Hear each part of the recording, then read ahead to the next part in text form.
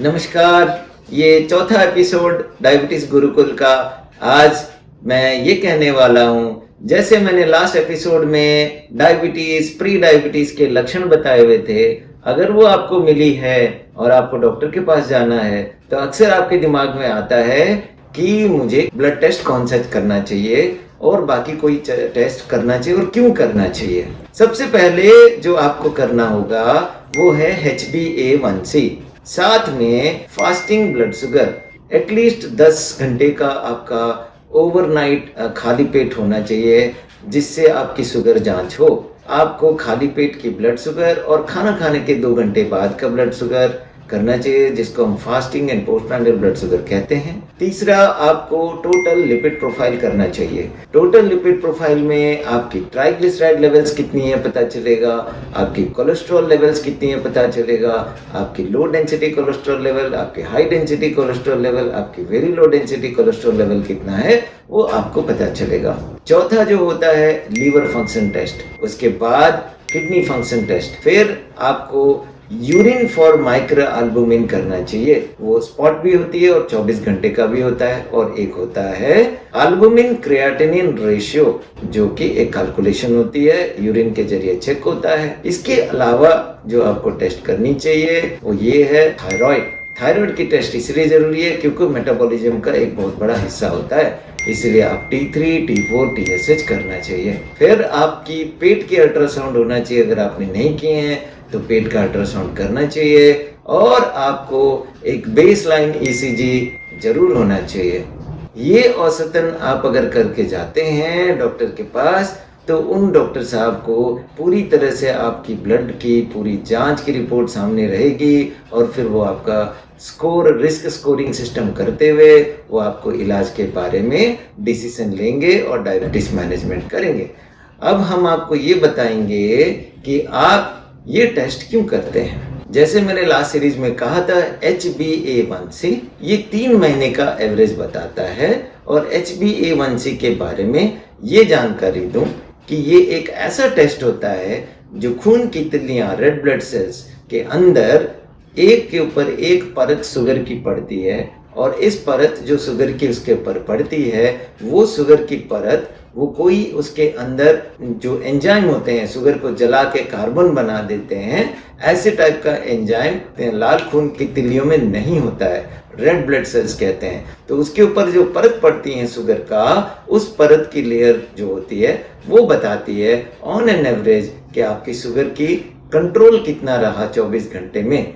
इसके अलावा लाल खून की तिल्ली जो होती है, रेड ब्लड सेल्स, वो ऑन एन एवरेज 90 से 140 दिन तक जिंदा रहते हैं।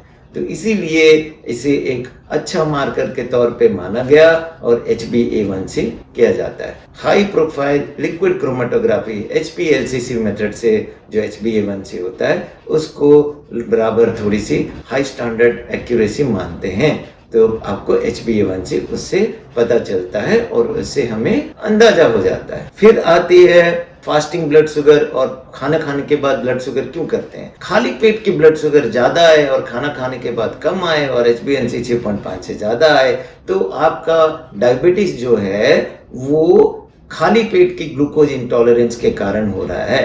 तो अक्सर उसको हम लीवर की ओर ध्यान देते हैं, ट्राइग्लिसराइड की ओर ध्यान देते हैं, क्योंकि वो कंट्रीब्यूट करता है। और आपकी हो सकता है हैबिट ऐसा हो, खाना खाने के बाद सो जाते हो, तुरंत सो जाने से वो सुबह की जो शुगर होती है वो ज़्यादा होता है। और अगर आपकी सुबह की शुगर बहुत कम है और खाना खाने के बाद वाले का शुगर बढ़ जाता है तो वो एक इफेक्ट होती है, जो इफेक्ट साइंटिफिकली सोमोगी इफेक्ट बोलते हैं। सुबह बीच रात में शुगर गिरती है और फिर तेजी से बढ़ने लगता है।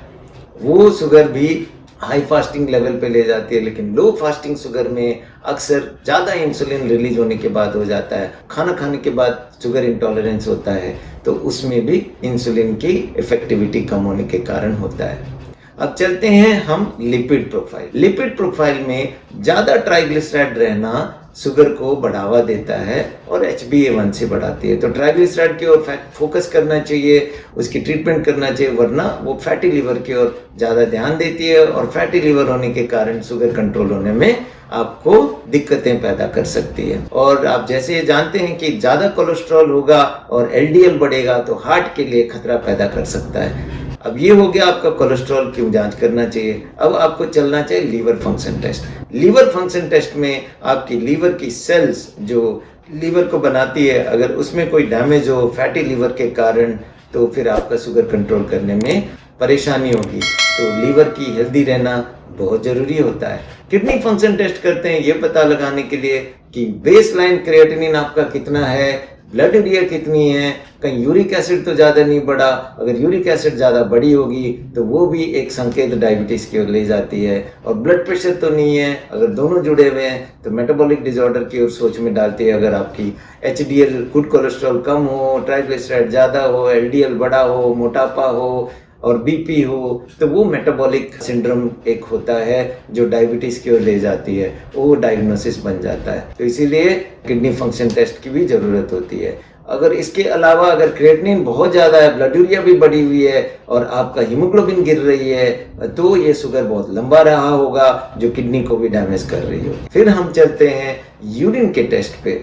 यूरिन टेस्ट में यूरिन एल्बुमिन देखते हैं, एल्बुमिन क्रिएटिनिन रेशियो देखते हैं। अगर वो ज़्यादा हो रहा है, यूरिन के जरिए एल्बुमिन चली जा रही है और रेशियो में गड़बड़ी आती है, तो उस रेशियो फैक्टर से हम किडनी की क्लासिफिकेशन करते हैं, किडनी पे कितना ज़्यादा असर पड़ा है, kidney failure, chronic kidney disease करके हम उनको स्टेजिंग करते हैं, stage 1, stage 2, stage 3, stage 4 and stage करते हैं। वो जब किडनी के लिए मैं बात करूंगा तब इसकी डिटेल्स में बताऊंगा।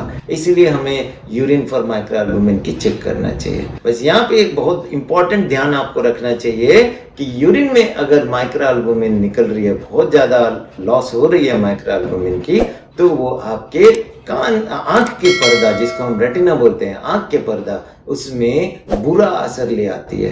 क्योंकि किडनी के जरिए अगर प्रोटीन लॉस होती है तो आंखों में बहुत बुरा असर पड़ता है और वो आंखों की जो रेटिना है उसकी बीमार होने का संकेत भी देता है। अल्ट्रासाउंड जब हम करते हैं उससे हमें ये पता चलता है फैटी लिवर है या नहीं है, किडनी की जो स्थिति है वो कितनी अच्छी है या बुरी है, पित्त की थैली, गॉल ब्लैडर की थैली में कितना बाइल है, बाइल ठीक से आ रहा है या बिलियरी कंडीशन खराब है, उसकी भी ध्यान देना होता है। उनसे जब हम करते हैं अल्ट्रासाउंड तो उस पेट के अल्ट्रासाउंड से भी हमें काफ़ी ज़्यादा इंफॉर्मेशन मिलती है जो इलाज करने में हमें मदद करती है। तो दोस्तों, जो ECG मैंने कहा बेसलाइन करना, वो इसलिए ज़रूरी है क्योंकि जब भी आप डायबिटीज़ के शिकार हो गए हैं, पहला बेसलाइन ECG जरूर रखें, क्योंकि फ्यूचर में अगर हार्ट की कोई चेंजेस हो, कोई दिक्कत हो, तो आपको ये पता चले कि आपका हार्ट प्रोग्रेसिवली कहाँ पहुँच रहा है। कहीं हार्ट में तो खराबी तो नहीं हो गया डायबिटीज शुरुआत से पहले, या डायबिटीज हो रहा है, ताकि आपको ये पता चले कि आपका हार्ट का कंडीशन डायबिटीज डिटेक्ट होने से पहले ही खराब होना शुरू हो गया था या डायबिटीज के बाद खराब होना शुरू हो गया। इन सब चीज़ों की जानकारी बहुत ज़रूरी होता है ताकि आपकी इलाज जब रिपोर्ट के बाद शुरू हो तो डॉक्टर को काफ़ी मदद देता है कि शुगर भी कंट्रोल करें, हार्ट की भी दशा दिशा को डिसीजन लें, किस तरह इलाज कर सकें, आंखों की भी बचाव हो, किडनी की भी बचाव हो, और फिर आपको सही मायने में एक्सरसाइजेस और डाइट के बारे में जानकारी दें ताकि आप स्वस्थ रहें। और फिर अगले बार मैं आपको 5वें एपिसोड गुरुकुल के बताऊंगा, डायबिटीज गुरुकुल में, कि आप कैसे घर बैठे इन टेस्ट रिपोर्ट के साथ डायबिटीज की रिस्क स्कोरिंग कर सकते हैं। धन्यवाद।